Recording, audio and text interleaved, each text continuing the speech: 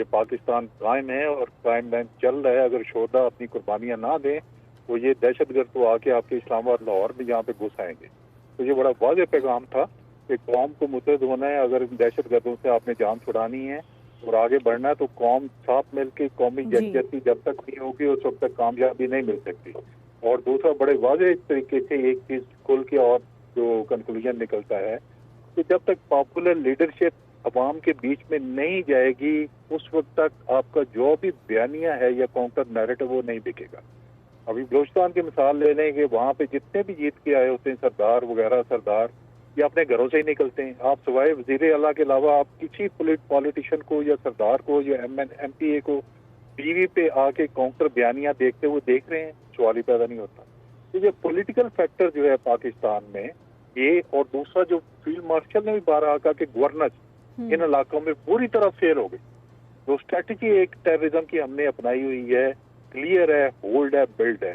فوج کلیئر کر دیتی ہے، جانے دیتی ہے، شہادتیں دیتی ہے، تانے سنتی ہے فوج الرحمان سے باقی لوگوں سے کہ یہ شہید جو ہے پیسے لے کے ہوتے ہیں. بڑا افسوس ہوتا ہے اور ہم جواب کیسے دیں شہدا کی فیملی کو کہ پیسے لے کے شہید ہو رہے ہیں یا وطن کی خاطر شہید ہو رہے ہیں. قرآن بڑے واضح الفاظ میں 2 صورتوں میں اس کو بیان کر کے گیا ہوا ہے کہ شہدا کا کیا رتبہ ہے اور کس طرح شہید ہوتے ہیں.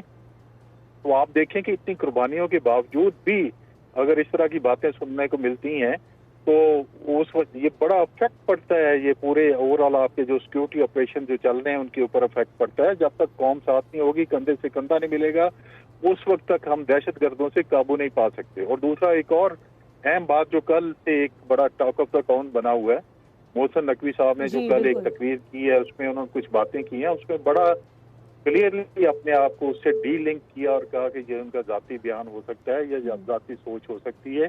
اس کے پیچھے نہ تو کوئی آرکسٹریٹڈ موومنٹ ہے اور نہ کوئی پلاننگ ہے اس طرح کر کے. تو یہ ڈبیٹ ہونی چاہیے. میں کہتا ہوں کہ آپ 78 سال ہو گئے. میں 2 چیزوں کا جواب عوام سے بھی پوچھتا ہوں، ان حکمرانوں سے بھی پوچھتا ہوں. وہ 78 سالوں میں جو بھی حکمران آتے ہیں ان کے احساسوں میں، ان کے امپارج میں اضافہ ہوتا ہے. وہی حکمران پاکستان کو چلا رہے ہوتے ہیں لیکن پاکستان نیچے جاتا جا رہا ہے. وہ کیا وجہ ہے؟ کیا ان کی قابلیت تو وہی ہے کہ اپنے احساس سے تو بڑھ رہے ہیں، پاکستان نیچے کیوں جا رہا ہے؟ وہ کیا فرق ہے؟ مائنڈ سیٹ کا فرق ہے. کیا فرق ہے؟ پرائرٹیز کا فرق ہے کہ قومی مفاد بعد میں، ملک اور ذاتی اور پارٹی مفاد پہلے جب آتا ہے تو پھر آپ اپنی پارٹی کو اور اپنے آپ کو پہلے فائدہ دیتے ہیں اور قومی مفاد بعد میں پیچھے رہ جاتا ہے. تو جب تک قومی مفاد آگے نہیں آئے گا، قانون کی حکمرانی نہیں ہوگی، رول آف لا نہیں ہوگا، انصاف نہیں ہوگا، میرٹ نہیں ہوگا، چیزیں نہیں بڑھیں گی. اگر آپ کہیں کہ میری خاندان سے سارے لوگ آگے حکومت چلانا، کیا باقی پاکستان میں کوئی اتنے قابل لوگ نہیں ہیں؟ بہت سارے قابل. آپ دیکھیں باہر جا کے کتنے کارنامے ہم نے سر انجام دیے.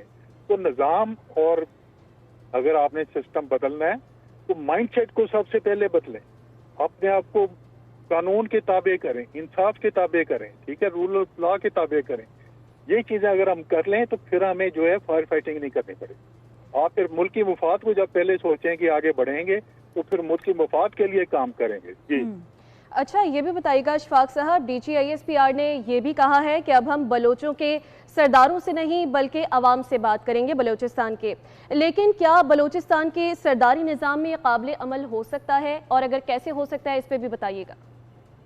دیکھیں، میں خود بلوچستان میں رہا ہوں. میں نے بلوچستان میں آپریٹ بھی کیا ہوا، اور الحمدللہ جب میں نے آپریٹ کیا تھا 2006-7 میں، اس وقت ملیٹنسی سرداروں کے ہاتھ میں تھی. کچھ سردار تھے، چند مری تھے، بگٹی تھے جو ملیٹنسی کو چلاتے تھے. ہم نے وہ ملیٹنسی کو ختم کی. کس طرح ختم کی؟ ہم نے عوام کو اپنے ساتھ ملایا، عوام کو ساتھ ملایا، ان کو سمجھایا. اور عوام جو ہے، جو تپے ہوئے تھے سرداروں کی وجہ سے، ان کے ظلم و ستم کی وجہ سے، سردار ان کو کتوں کے ساتھ مانتے تھے. ہم نے ان کو صوفوں پہ بٹھایا، کرسیوں پہ بٹھایا، اپنے ساتھ کھانے کھلائے. تو لوگ خود آگے بڑھ کے ہمارے ساتھ چلتے تھے کہ ہم اپڈیٹ کریں گے آگے جا کے. تو آپ جب تک عوام میں نہیں جائیں گے، عوام کے یہ مسائل ہیں. ابھی ملیٹنسی ٹرانسفارم ہو کے یہ سرداروں کے ہاتھ سے نکل کے عام آدمی کے پاس چلی گئی ہے. تو اس لیے جو سردار آتے ہیں، میں نے کہا وہ تو دھاندلی کر کے جیت کے آگے بیٹھ جاتے ہیں یہاں پہ سیٹیں لے کے. تو ان کا پبلک میں کوئی پاپولیرٹی نہیں ہے. آپ نے پبلک میں جانا ہے، پبلک کو بتانا ہے، پبلک کے لیڈر سے ملنا ہے جا کے. اور اور بلوچستان کے عوام یقیناً اپنی ریاست کے ساتھ ہیں. سینئر اینکر پرسن عادل عباسی نے بھی ہمیں جوائن کیا ہے. عادل بتائیے گا DGISPR کی آج کی بڑی اہم نیوز کانفرنس، سب سے اہم پیغام کیا دیا گیا؟ عادل آپ کو آواز آ رہی ہے؟ عادل عباسی سے ہم دوبارہ رابطہ قائم کرنے کی کوشش کریں گے. DGISPR کی جانب سے جو اہم پریس کانفرنس کی گئی ہے اس حوالے سے ہم گفتگو کر رہے ہیں. اشفاق حسن صاحب بریگیڈیئر ریٹائرڈ ہمارے ساتھ موجود ہیں. اشفاق صاحب ہمیں یہ بتائیے گا، خاص طور پر اگر ہم بات کرتے ہیں اس نیوز بریفنگ کی، تو اس بریفنگ کے بعد آپ کیا سمجھتے ہیں جو ملک کی داخلی یا خارجہ پالیسی ہے سیکیورٹی کی، اس میں تبدیلی کا کوئی امکان نظر آتا ہے؟ اشفاق صاحب سے بھی ہم رابطہ قائم کریں گے. اہم پریس کانفرنس کی گئی آج DGISPR کی جانب سے، اور صحافیوں نے بھی ان سے آج اہم سوالات کیے جس کے انہوں نے جوابات بھی دیے. انہوں نے یہ واضح کر دیا دہشت گردوں پر کہ مذاکرات کی پالیسی ریاست کی نہیں ہے، دہشت گردوں سے آہنی ہاتھوں سے نمٹا جائے گا. عبداللہ امیر گل صاحب ہمارے ساتھ موجود ہیں، سینئر تجزیہ کار. عبداللہ صاحب بہت شکریہ آپ کا. بتائیے گا آج بڑی اہم پریس کانفرنس کی گئی DGISPR کی جانب سے، ہر پہلو کا انہوں نے احاطہ کیا ہے، کیا کہیں گے آپ؟